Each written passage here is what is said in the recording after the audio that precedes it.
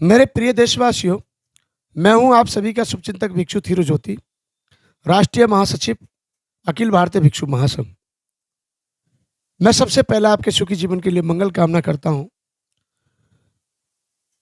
और साथ ही हमारे देश को और हम सबको बड़े गौरव की बात है कि हमारे समाज की, यानी ये कह सकते हैं कि मैं दलित शब्द तो इस्तेमाल नहीं करूंगा, कि द्रौपदी मुर्मू जी को 15वां राष्ट्रपति घोषित किया गया है।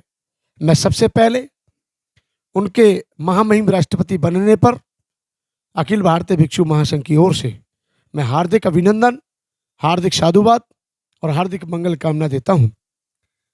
मेरे प्रिय देशवासियों, हमें पूरा आशा और विश्वास है कि महामहिम राष्ट्रपति महोदया जरूर समाज के लिए और देश के लिए एक अपना संदेश छोड़कर जाएंगी और उनका कार्यकाल कुशल नेतृत्व प्रदान करेगा, ये मुझे आशा है।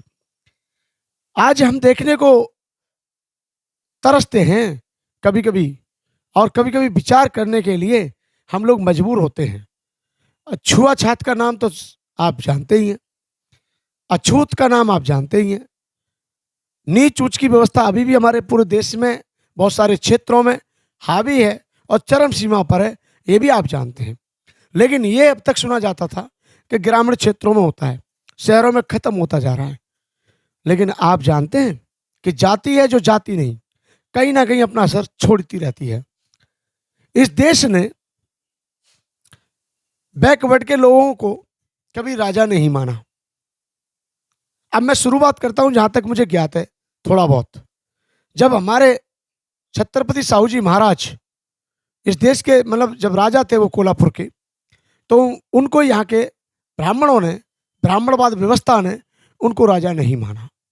यहाँ तक कि छत्रपति शिवाजी महाराज जब राजा बने, उनको भी राजा, इस देश की वर्णवाद व्यवस्था ने राजा नहीं माना।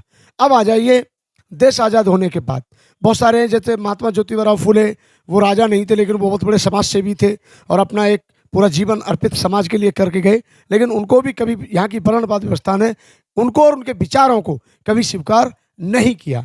ये अकेले एक नहीं थे, ये अकेले, ये दो चार नाम नहीं है।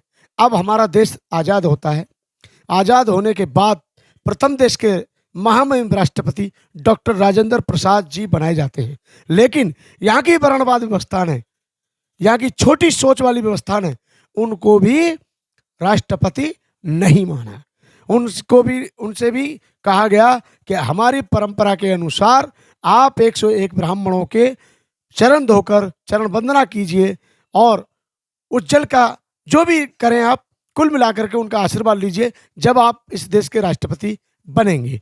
इतना ही नहीं, ये तो राष्ट्रपतियों की कहानी है। यानी हमारे सबके चहेते जो वर्तमान के राष्ट्रपति थे, महामहिम राष्ट्रपति रामनाथ कोविंद साहब, उनको मंदिर में ना चढ़ने दिया जाना, उनके साथ व्यवस्था बनाए रखना, कई चीजें थी। अब हम आ जाते हैं वर्तमान। पहली बात तो जब वो राष्ट्रपति बने थे, महामहिम राष्ट्रपति यानी कि श्री रामनाथ कोविंद साहब, तो उनको दलित दलित दलित कह करके संबोधित किया गया कि दलित राष्ट्रपति बने, पहली बार दलित राष्ट्रपति बने या दूसरी बार दलित राष्ट्रपति बने। तो मैं एक बात कहता हूं, आप भी जानते हैं, बुद्धिमान है, बुद्धिजीवी हैं सब लोग, कि भारत के प्रथम नागरिक के रूप में हमारे देश के महामहिम राष्ट्रपति माने जाते हैं। और जब हमारे देश के राष्ट्रपति बनने के बाद फिर वो दलित नहीं होते, क्षत्रिय भी नहीं होते, वैश्य भी नहीं होते, शूद्र भी नहीं होते, ठाकुर भी नहीं होते, पंडित भी नहीं होते, वो हमारे भारत के राष्ट्रपति होते हैं। और जब राष्ट्रपति बन जाते हैं तो मेरे हिसाब से उनके आगे दलित, ब्राह्मण, शूद्र, मुसलमान, ये सब छोटे पड़ जाते हैं, क्योंकि हमारे देश के वो प्रथम नागरिक माने जाते हैं। अब आ जाइए क्षेत्रों पर, तो अखिलेश यादव की कोठी धोई जाती है।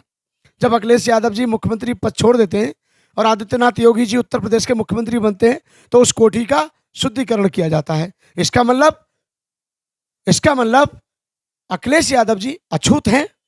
अब हमारे देश की महामहिम श्रीमती राष्ट्रपति जो बनी है अभी, द्रौपदी मुर्मू साहब मैडम, तो मैं उनके उज्जवल भविष्य के लिए मंगल कामना करता हूं। वो हमारे देश की महामहिम राष्ट्रपति महोदया हैं, हम उनका हार्दिक अभिनंदन करते हैं। लेकिन ये क्या करके कि उनका शुद्धिकरण किया जा रहा है, ये गलत बात है। ये राष्ट्रपति पद का अपमान है। ये आपने जो उनको जिम्मेदारी सौंपी उस जिम्मेदारी का अपमान है। मैं कहता हूं कि आज भी होश में आना चाहिए बैकवर्ड के समाज के लोगों को। अरे बैकवर्ड के लोगों, SC ST के लोगों, ये तुम्हारे महापुरुषों का अपमान करते आए हैं, सदियों से करते आए हैं। ज्योतिबा राव फुले को कभी इन्होंने अपना मसीहा नहीं माना, बाबा साहब डॉक्टर अम्बेडकर को ये अपना मसीहा नहीं मानते हैं, यहाँ तक कि फूलन देवी को ये कुछ सम्मान नहीं देते हैं, झलकारी बाई को सम्मान नहीं देते हैं, अहिल्याबाई होलकर को भी सम्मान नहीं देते हैं। वोट के लिए नाम इस्तेमाल कर सकते हैं, वोट के लिए राजनीति कर सकते हैं, लेकिन आपके महापुरुषों को ये लोग सम्मान नहीं देते हैं।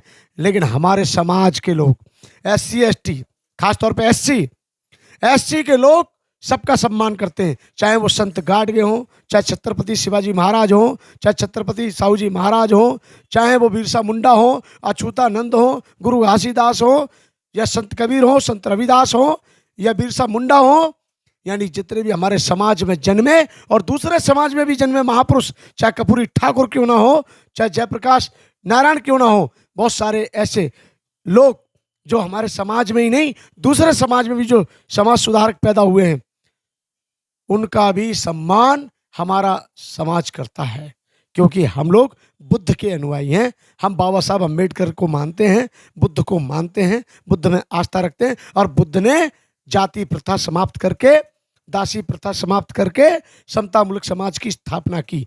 तो ऐसी व्यवस्था में हमारा समाज विश्वास रखता है। आज आवश्यकता है देश के ST SC OBC बैकवर्ड को जागने की। और मैं आज वर्तमान की सरकार के बारे में यही कहूँगा, ये जरूरी नहीं कि सारे ब्राह्मण खुश हों, ये जरूरी नहीं कि सारे ठाकुर समाज के लोग खुश हों, ये जरूरी नहीं कि सारे ही लोग बनिए समाज के खुश हों। शोषण का शिकार वर्तमान की सरकार से कोई भी हो सकता है, क्योंकि रोजगार सबके लिए जरूरी है, रोटी सबके लिए जरूरी है, शिक्षा सबके लिए जरूरी है, स्वास्थ्य सबके लिए जरूरी है। मैं यही कहूँगा, मेरे देश की जो वर्तमान स्थिति है कि राष्ट्रपतियों के आगे आप दलित शब्द लगाना बंद करो, और राष्ट्रपतियों को या नेताओं को या किसी को भी आप शुद्ध मत करो, क्योंकि वो पहले से ही शुद्ध हैं। ये लोग शुद्ध है तभी वो राष्ट्रपति बनी है। अगर वो अशुद्ध होती, अगर भ्रष्टाचारी होती, अगर वो कोई और गलत कामों में लिप्त पाए जाते, तो मैं समझता हूं उसको भारतीय जनता पार्टी उनको राष्ट्रपति नहीं बनाते। वो शुद्ध थे और बुद्धिजीवी हैं, और सबसे बड़ी बात वही है कि वो बुद्धि और विवेक का इस्तेमाल करती हैं। इसीलिए भारतीय जनता पार्टी ने कुछ सोच समझ के ही उनको राष्ट्रपति के लिए आगे नाम लेके आए, और वो राष्ट्रपति बनी हमारे देश की। उनका शुद्धिकरण बंद करो। अपने दिमाग में जो गंदगी भरी पड़ी है, अपने दिमागों की बुद्धियों को शुद्ध करो, क्योंकि दिमाग में जो अशुद्धिकरण है उसको शुद्ध कर लोगे तो आपको सब सम्यक दृष्टि के अनुसार सब लोग अच्छे दिखने लगेंगे। मैं ज़्यादा नहीं कहूँगा। हमारे देश की जो वर्तमान में राष्ट्रपति जी बनी है, मैं महामहिम राष्ट्रपति जी के बनने पर अखिल भारतीय भिक्षु महासंघ की तरफ से, प्रज्ञा दर्पण की तरफ से और बोल 85 की तरफ से, बहुजन मीडिया की तरफ से मैं उनको उज्जवल भविष्य के लिए मंगल कामना करता हूं और उनको बहुत बहुत बधाई देता हूं। जय भीम, जय भारत।